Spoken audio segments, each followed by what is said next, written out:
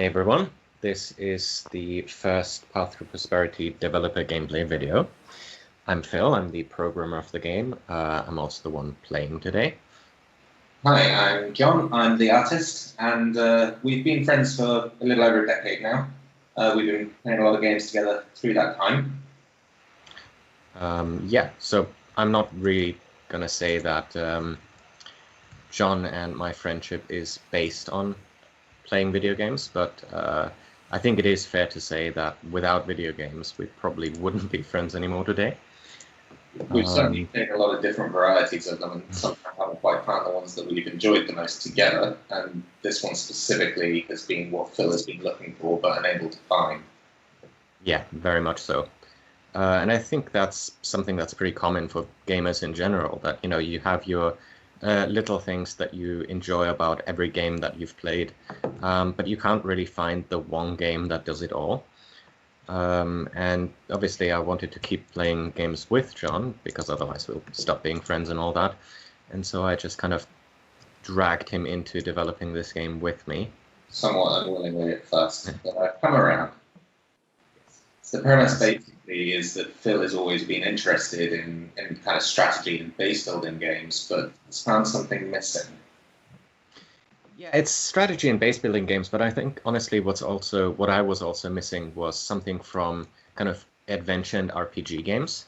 So, imagine an RPG game or an adventure game where you end up becoming the kind of like big, strong hero who is this hard god just ripping through battles, epic battles that he's a part of, but who isn't in any way in charge of those battles.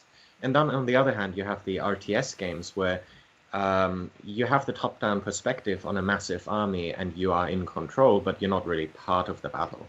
And I guess what I wanted, and which seemed realistic because that is what was the reality throughout most of human history, was to be the commander who was a part of the battle, but who was also in control of it, who was, overlooking the battlefield from a hill and who was ordering his soldiers what to do and where to go.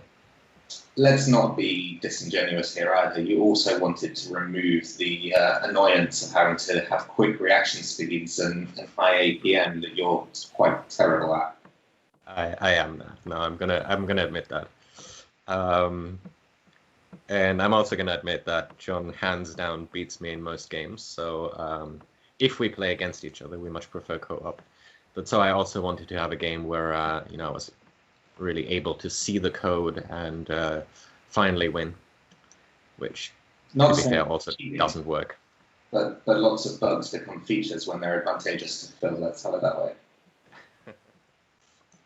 That might have happened once or twice.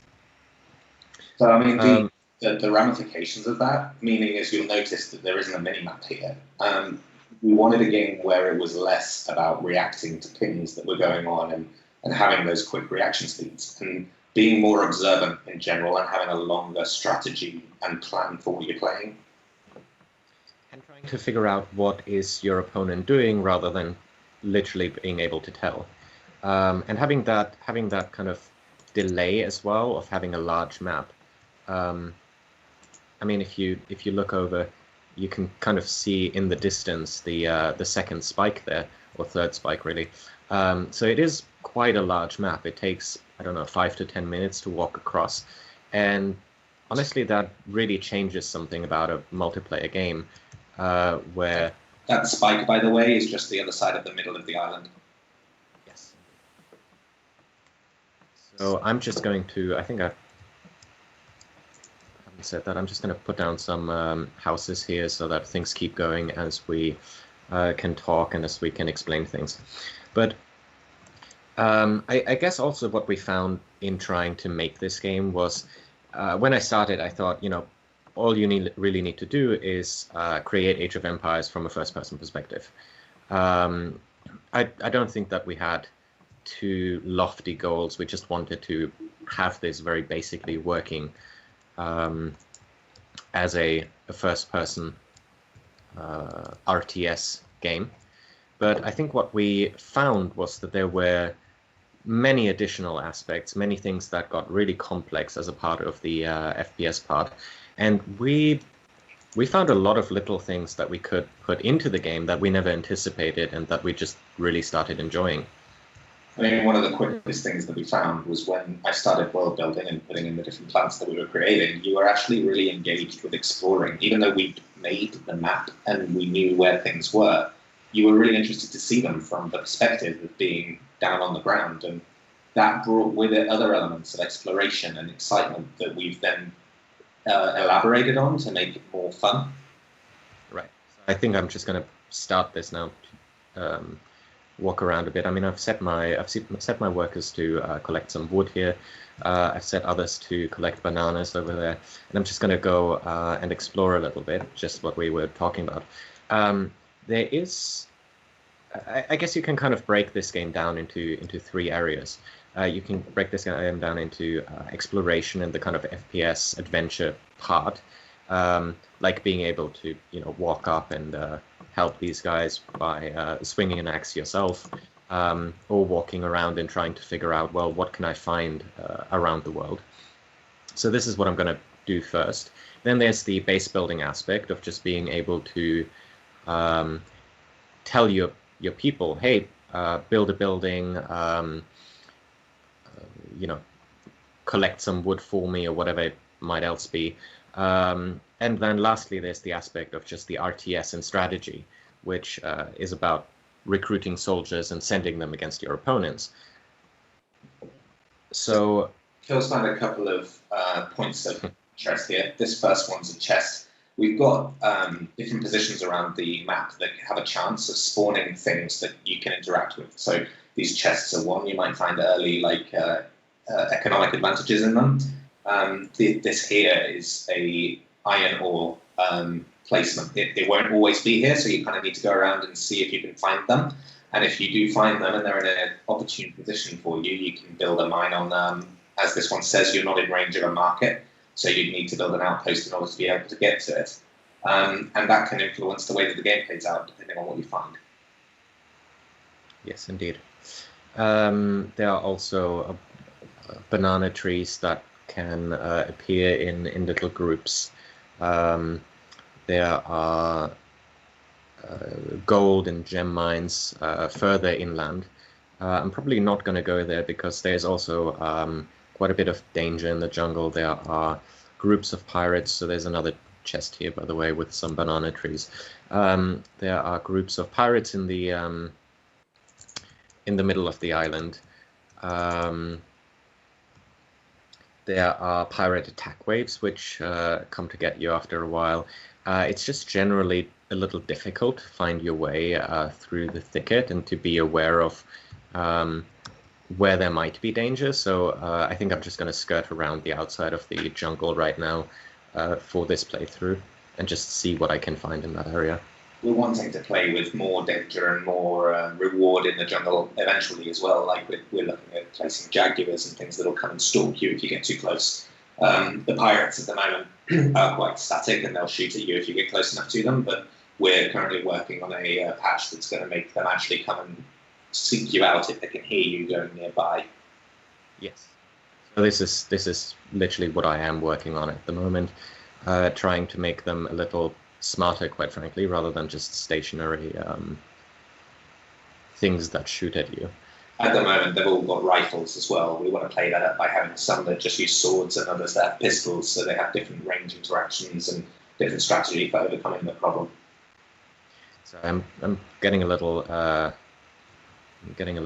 engrossed here in the exploration part. It's knowing that there are advantages that could be, close or somewhat close to your base tends to kind of draw you in. But I'm going to try and return so that we can actually have a better look at the base building part as well, rather than just me running around through the island and jungle. This highlights part of the strategy anyway. I mean, what we found with this game is that your attention is one of your biggest resources. You can automate most of the activities in the game and have people building for you and completing their different supply chains, but you really need to be able to instruct people if they have to adapt. And if you're out running around the jungle, you may be missing out for instance, those buildings have been completed now and resources are accumulating, but he isn't doing anything with them because he's out here looking for something shiny. And sometimes it can be the case that, you know, cutting a tree down to put some wood into a construction site is literally the best thing that you can do at the time, just to speed things up. So it is really interesting, especially in multiplayer, to allocate your focus and what you choose to do at any given time. We only very recently included fall damage in the game, so I'm skirting around these cliffs because I can't jump down anymore as I would have previously. Not without your teleportation back home as you die. Yes, indeed. Death in the game is represented at the moment by losing coin. You can see in the top right there that the victory is at 100,000. When he submitted 100,000 coin to the victory condition, he wins. And the first person to do that will be the winner. But if you die, you're going to lose 1,000 coin. So you'll need to overcome that before you can get up to your win condition. Indeed. So these are further chests. I'm just going to walk back along this beach now. Stone. His inventory is full, that's why he's not collecting anything else from these chests. He should have been back home to drop off what he's found so far. Instead, he's leaving all these chests that could be looted by other people. Yes, but considering that this is just a single-player game, I'm not particularly concerned. So, have we talked about enriching the forest with POIs yet? No, we've not. Oh, yeah. So, another goal of ours in the kind of like midterm is to make exploration a little more interesting by adding points of interest. So, for example, you would be able to find an abandoned temple in the forest that, you know, holds something that's of value, or that you find, I don't know, some wise man sitting under a tree who can give you a quest, something along those lines. Which working with the musician that's helping us on the game, and they produce some music that had a lot of adventure to it, and we thought, well, actually that's kind of not really appropriate at the moment for just wandering around, but it would tie in very nicely with like a mini mission that you're going on as you're trying to explore one of these POIs. And the design and play of those POIs is something we're having fun exploring at the moment and figuring out what would work well within the game. Indeed.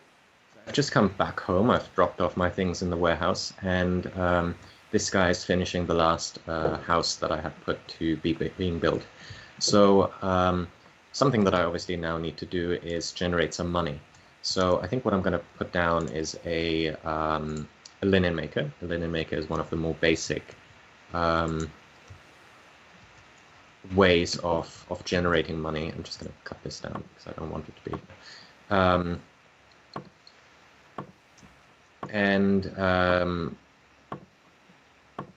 So this linen maker is basically just people who are employed there are going to tend to the flax fields that are behind the building, and they are going to produce rolls of linen, which I'm then going to sell from the warehouse. So, I mean, one of the problems that you're going to find is, in order to be able to generate more villagers, you're going to need to build more houses, but the more villagers you have, the more you need to feed them. He's going to run out before long, because he's building up a number of villagers now, and the linen maker is going to require 4 people to work there. So getting food is going to be the next goal. That one banana gatherer isn't going to be able to cope with more than 3 houses. Yes, indeed. I hadn't actually thought of that. That was a very good point. Okay, cool. So, I think I'm gonna set, I have 8 stone. I guess I could get some stone from some of the chests that we had found, but I'm just gonna set this to import some stone. So there's a, periodically there's a ship coming to your harbor to buy and sell and bring new villagers.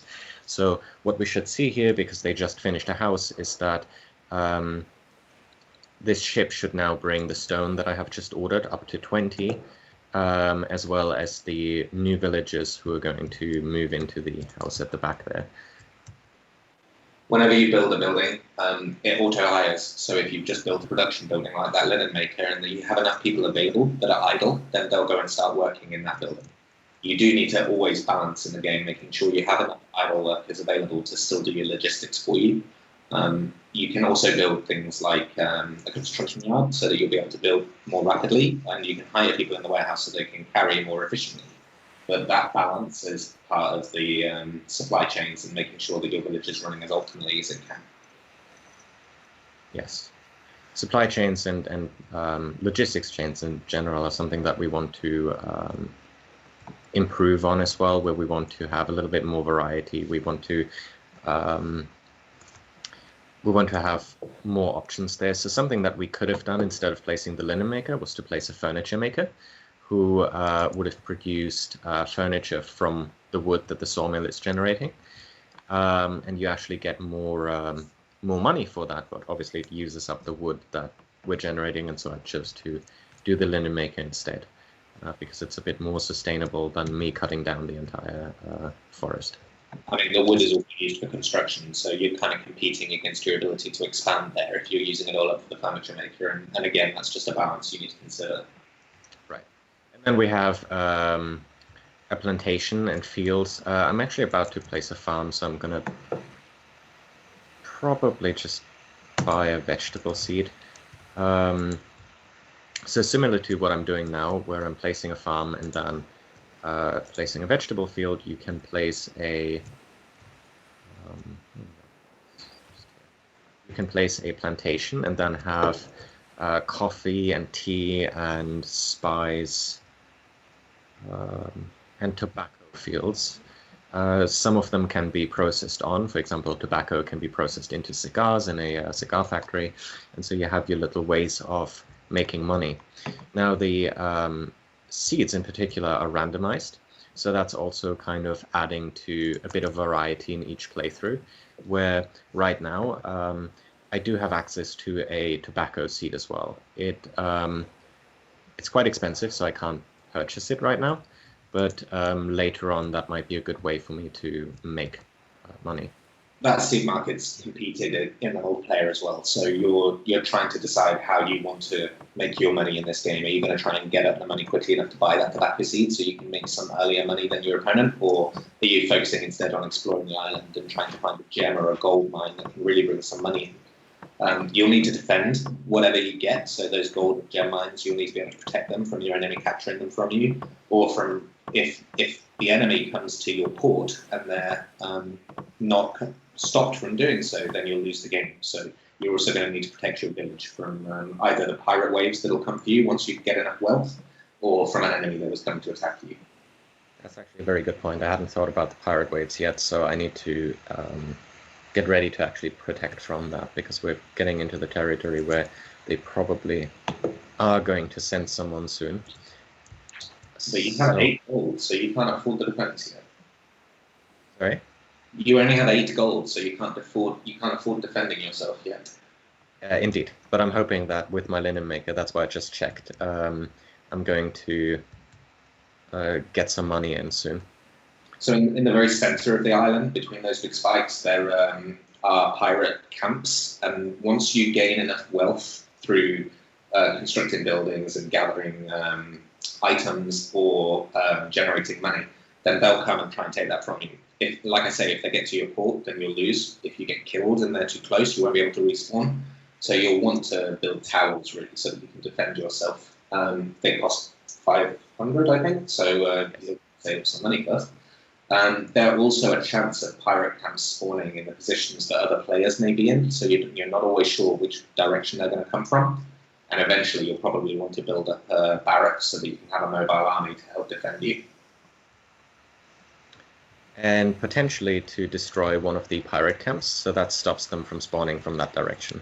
If you destroy all of the pirate camps, you stop the waves altogether. The problem being, by the time that you have enough money to actually get that done, the pirate waves are also quite strong, so it's a bit of a challenge.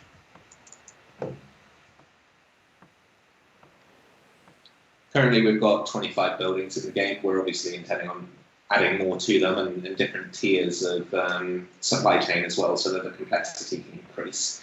We're working on upgrading the buildings. At the moment, we've got the basic house and then the house mid, as you can see here. And you can place both of them, but we can't currently upgrade from the basic house to the mid. But that will soon be implemented, so that you're going to be able to choose to upgrade all of the buildings that you've got rather than having to continuously expand. That'll make things like defending your borders easier. Right, I was about to try and show the what the mid house looked like, but apparently I didn't have enough gold, so I'm just going to carry some of the linen over to the port from where it can be exported. But it's going to take a while before all of this goes through. Next time is at the port, we'll spend a bit of time looking at the way that you can submit gold as well to the win condition. You saw it flash up just now, but disappeared, and me talking about it is going to drag it back to the port, like a puppet. Right, it's up here. So we can up here say, you know what, we have a lot of gold right now, an entirety of 8 gold, so I'm going to send 8 gold. Actually, you know what, I'm just going to spend 7. So these 7 gold are now just going to sit in the port until the ship arrives again, at which point they're going to be added on to the victory condition at the top right. Maybe that's actually a good opportunity to also talk about the market in general. So as you can see here, we have the first tier of the market unlocked right now. We have the vegetable and wheat and the tobacco seed here. And as I send more money to the Queen, more and more of these are going to get unlocked. So when I submit, I mean, we're playing to 100,000, so when I've submitted 25,000, the second tier is going to unlock and is going to give me more options for seeds, and then at 50,000 the third one, and at 75,000 the last one is going to unlock. So that all is going to just give me more options as the game progresses, and potentially is also something that you compete over with people that you play against in multiplayer. You'll see what your opponents are contributing towards their victory condition, so you'll know how close they are to it, broaching over the next tier, which can make it a bit of a race to see who gets access to the best of the seeds before they all get bought up. Right. I'm just going to place this vegetable field because I built the or I bought the vegetable seed earlier, so I'm going to place a field here. And this might also be a good opportunity to talk about the kind of like outpost thing. So as you can see over here, there is a market building,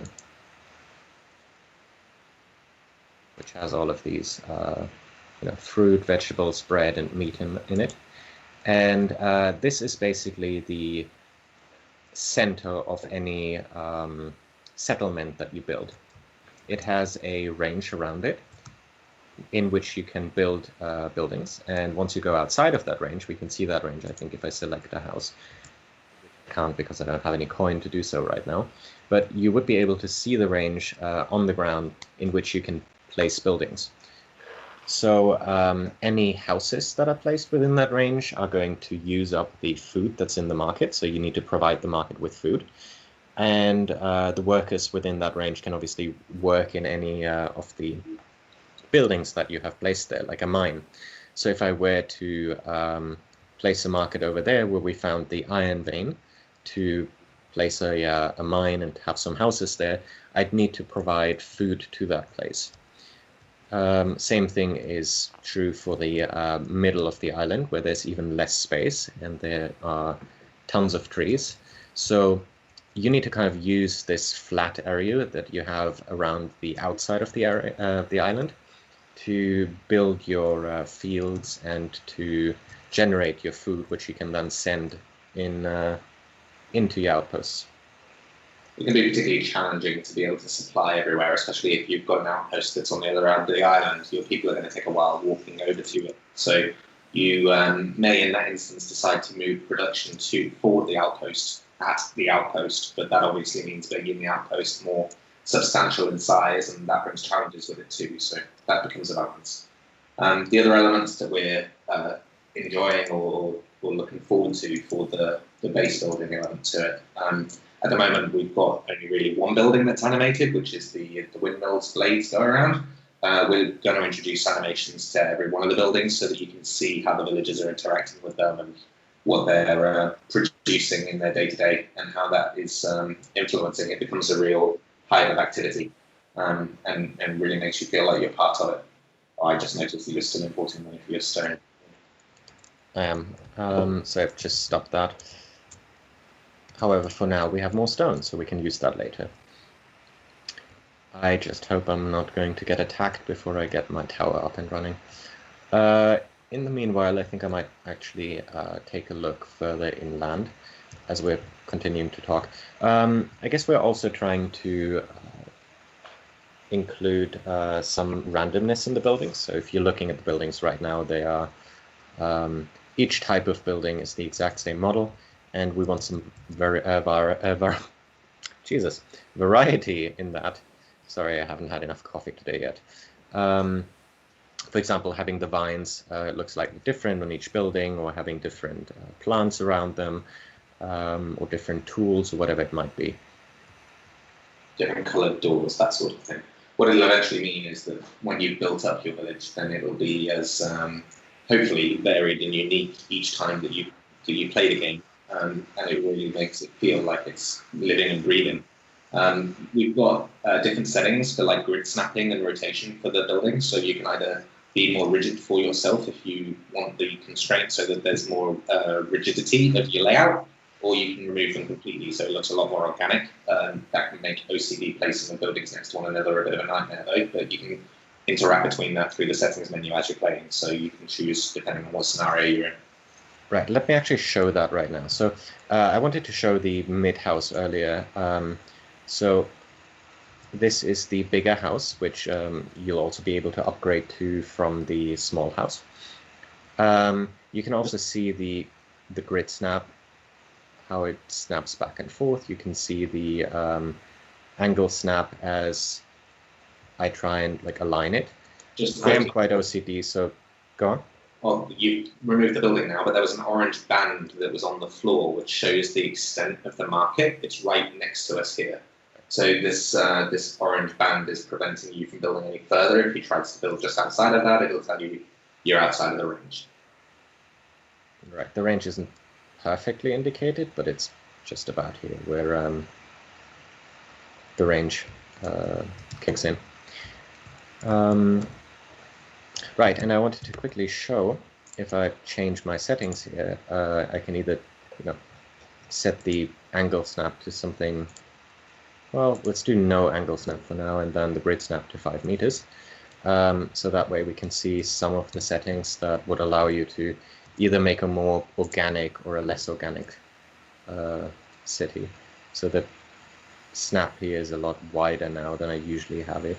And turning the mouse obviously rotates the building a lot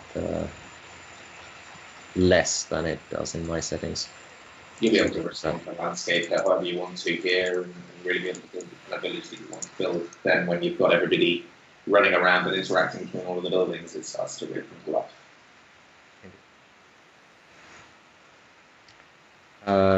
The ship hasn't arrived another time yet. With each tier that you go up from sending to the Queen, the ship also arrives a little faster, which is a good incentive to send money to the Queen as well.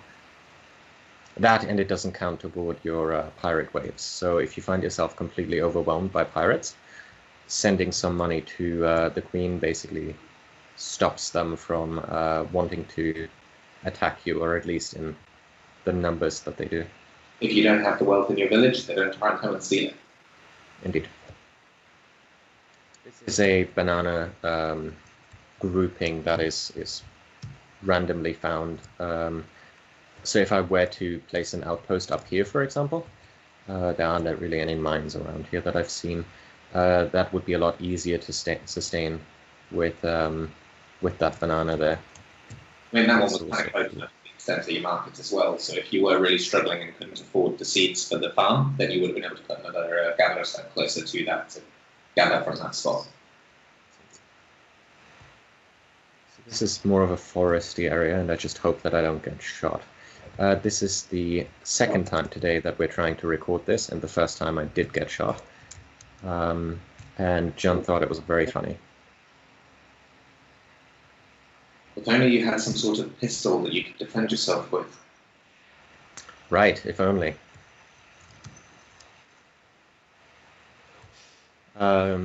He always criticizes me for not getting my gun out when I'm exploring. Yeah, I don't know.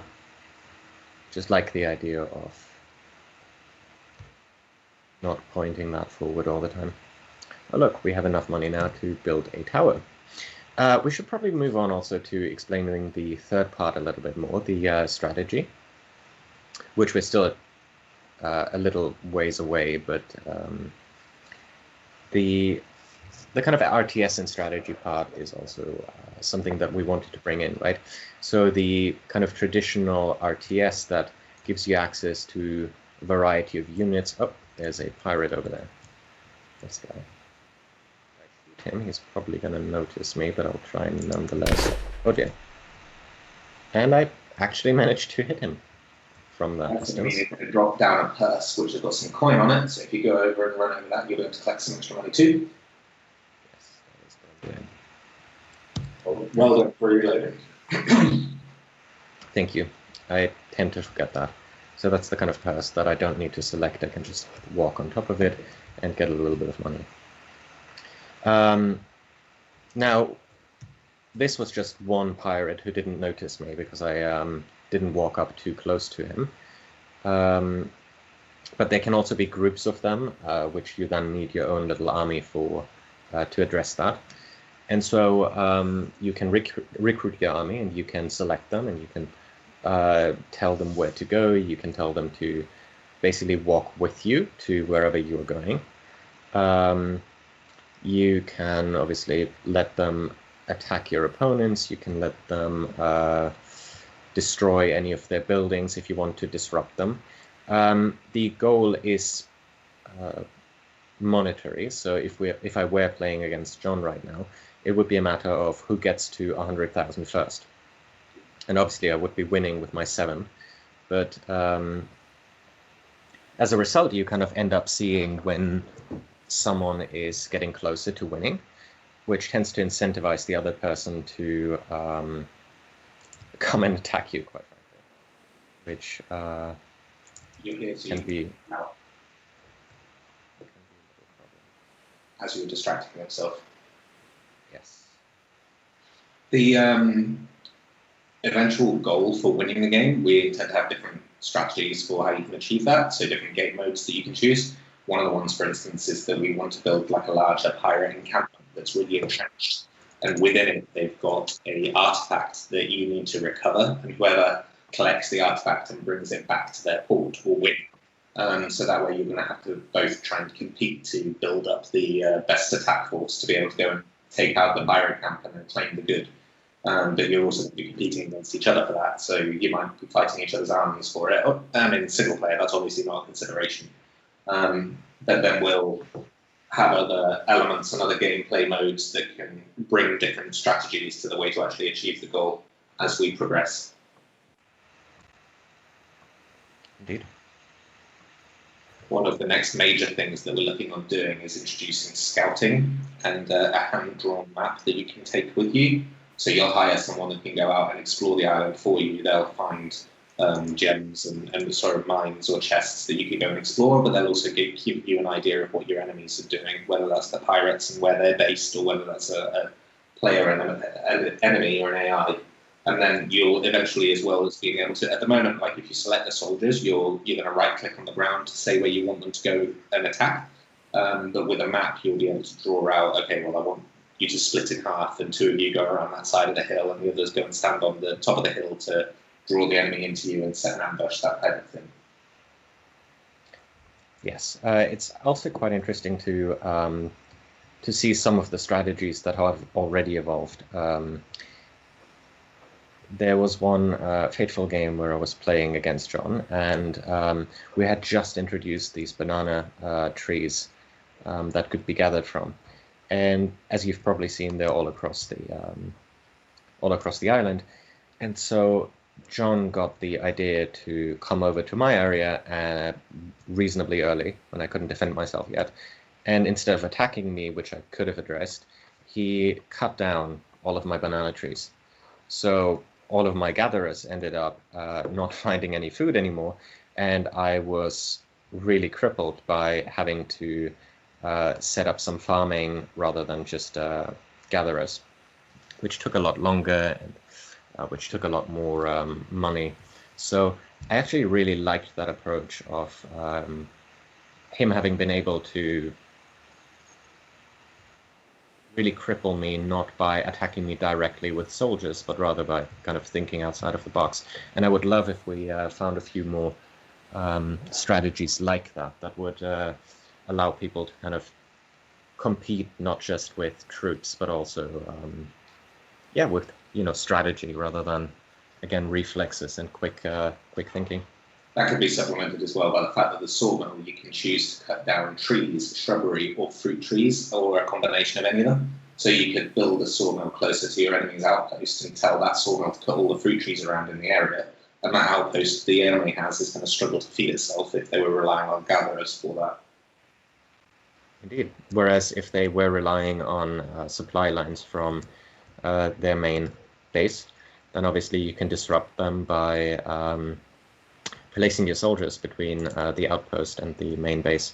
So this is what John was talking about, being able to select that they also should cut fruit trees or not. There aren't currently any fruit trees in the area that I've set for them to gather in, but that obviously would be something that we could do. You're going to need to reset that AO eventually because it's running short. You've only got 16 trees left. Yeah, I'm just increasing it for now. So now I have, 29 trees left. I am a little confused by how long they're taking to build this tower. Right, we have a villager moving to the construction site, so that's all good. Same thing here, I guess. Once the tower is finished building, with the next ship, a soldier's going to arrive and come and occupy it. If that soldier gets killed in that tower, with the next ship arrival, another soldier will come and replicate it. So they're somewhat renewable, which makes the value pretty worthwhile. If you build barracks, then your cost of soldiers will increase with each one that you hire. Each 5, I think it is, that you hire. And if they die, then you need to buy new ones to replace them again. So it can be quite expensive to host a military campaign. Indeed, which was kind of a desire of ours to, I'm out of coin again, to make the military campaign something that should be done as efficiently as possible. So rather than just pumping all of your resources into your units and attacking your opponent, you need to really think about how do you want to attack your opponent and how much money do you want to invest in doing so. Because if you end up putting too much money into it and your opponent defends it with a couple of towers because you're attacking them straight on, then you're actually losing quite a bit in your attack. Whereas if you manage to have a small group of soldiers and walk them around any apparent defenses and just destroy the fields your opponent is depending on, excuse me, then that is very worthwhile for you because you might have done thousands of coins worth of damage based on only 600 or 800 coin that you recruited your soldiers for. Which all then just becomes a balance of whether that is a worthy enough investment or would you be better at making sure that your production chains are as efficient as possible. We fully understood the best way of balancing it yet. We still keep trying new strategies against one another when we play, and we're interested to see which ones develop as well. And that will obviously evolve as development continues. Very much so. I'm thinking we might want to stop when this soldier arrives in his tower, which I think is going to be quite soon, because I think we have given a pretty decent overview over the game and what we're doing. Yeah. I think we're going to save the game, and we can think about what else we want to show. And then we can probably resume from here if we want to. This tower obviously is static, so the soldier that's in it has only got a certain range that they can defend you from. So provided that's close enough to your port, then you should be able to cover yourself from different angles. Like I said, again, if you're more worried that you're being attacked from a specific place, either build new towers to block that area off, or develop an army for your barracks so that they can respond to a threat. Yeah. I did place it up on this hill because I didn't quite know where I would get attacked from with any pirate waves. So it could be from this side, it could be from this side. And so I'm hoping that this this tower is going to have a range that if anyone comes across here or across there, they're going to be able to intercept them. Eventually, you're going to need to obviously scale up your defenses based on your wealth increasing and pirates coming with more force. You'll find that they're being fought off by the soldiers, and you either need to go and help them, or you can go and clean up afterwards by collecting the purses that have been dropped. Mm-hmm. So this is our first soldier who's just approaching the tower.